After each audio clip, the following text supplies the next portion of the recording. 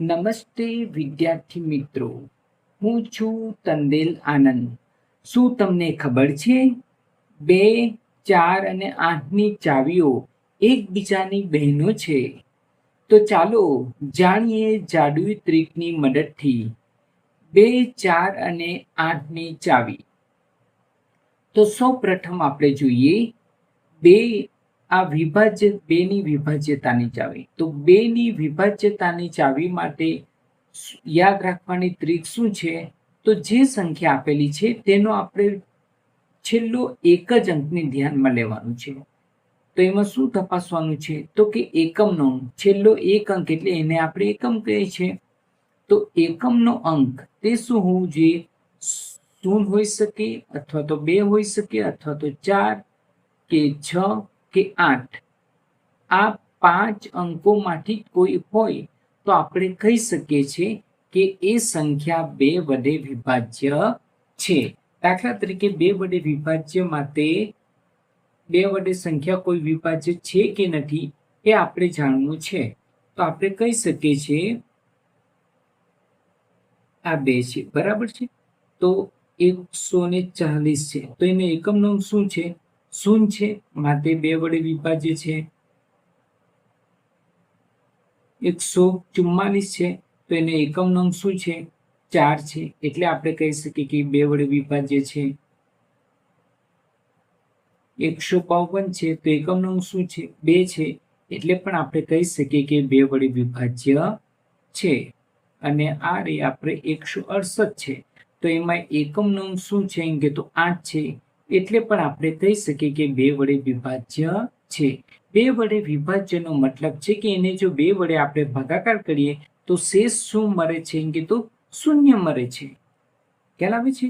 હવે જોઈએ આપણે 4ની વિભાજ્યની ચાવી. તો 4ની વિભાજ્યતાની ચાવીમાં શું યાદ રાખવાનું છે? તો કે એમાં છેલ્લા 2 અંકને ધ્યાનમાં રાખવાનું છે. તો છેલ્લા 2 અંક છે એને શું? છેલ્લા 2 અંકને 4 વડે ભાગી શકાવવું જોઈએ. તો 4ની ચાવી માટે આપણે શું યાદ રાખીએ છીએ? કે છેલ્લા 2 અંકને. તો આપણે કોઈ પણ એક સંખ્યા લઈએ. 148 છે, તો એમાં છેલ્લો 2 અંક શું છે? 48 છે. તો 48ને આપણે 4 વડે ભાગી જોઈએ. તો 4 ને 4 સરખા એટલે એક જ રકમ લઈશું. 4 એકા 4 ને 4 દૂના 8, તો 12 ચોક 48 થઈ ગયું. માટે આ સંખ્યા 4 વડે વિભાજ્ય છે. હજી પણ એકાદ કોઈ સંખ્યા લઈએ. 240 લઈએ, બરાબર. તેમાં એકમનો અંક શું છે? આ છેલ્લા 2 અંક 40 છે, તો એને 4 વડે ભાગીએ. તો 4 એકા 4 ને 0 0, એટલે 10 ચોક 40. એવી રીતના આપણે આ 4 વડે વિભાજિત છે કે નહીં એ ચેક કરવા માટે શું કરીએ છીએ? તો કે છેલ્લા 2 અંકને 4 વડે ભાગીએ છીએ. અને જો જે ભાગી શકાય ને તે 0 મળે તો એ 4 વડે વિભાજ્ય છે. હવે જોઈએ છીએ આપણે 8 વડે. તો કોઈ એક સંખ્યા લઈએ છીએ આપણે. દાખલા તરીકે 3480 છે આપણી પાસે. તો છેલ્લા 3 અંકને 8 માટે શું કીધું? છેલ્લા 3 અંકને ધ્યાન. તો છેલ્લા 3 અંકને 8 વડે ભાગી શકાય, તો આપણે કહી શકીએ કે આખી રકમને 8 વડે ભાગી શકાય છે.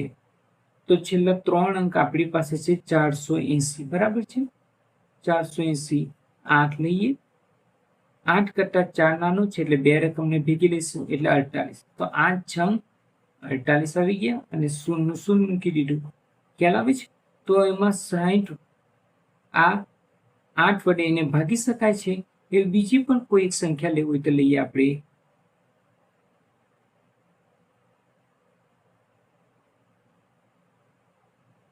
1488 લઈએ, તો એમાં 3 અંક લઈએ તો 488 છે, તો એને આપણે 8 વડે ભાગી શકીએ.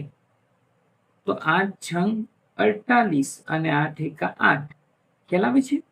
તો ટૂંકમાં એટલું જ યાદ રાખવાનું છે કે બેની વિભાજ્યતાની ચાવી માટે ફક્ત એક જ અંકને ધ્યાનમાં લેવાનું છે.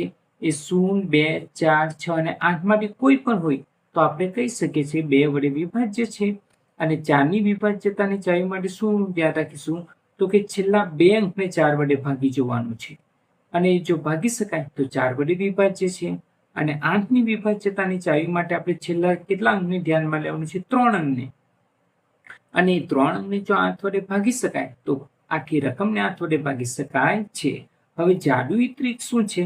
તો કે 2 જે છે તો 2 ને આપણે લખી શકીએ આવી રીતના 2 ની 1 ઘાત.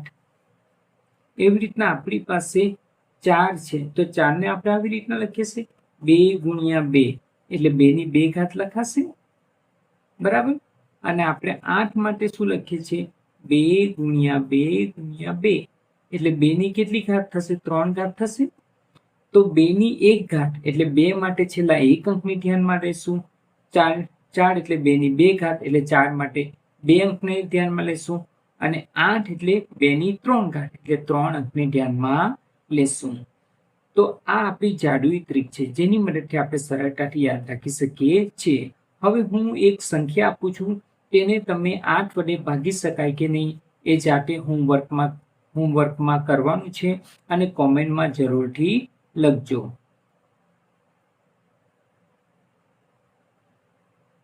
આ સંખ્યા 8 વડે વિભાજ્ય છે કે નહીં એ તમારે ચેક કરીને કોમેન્ટમાં લખવાનું છે.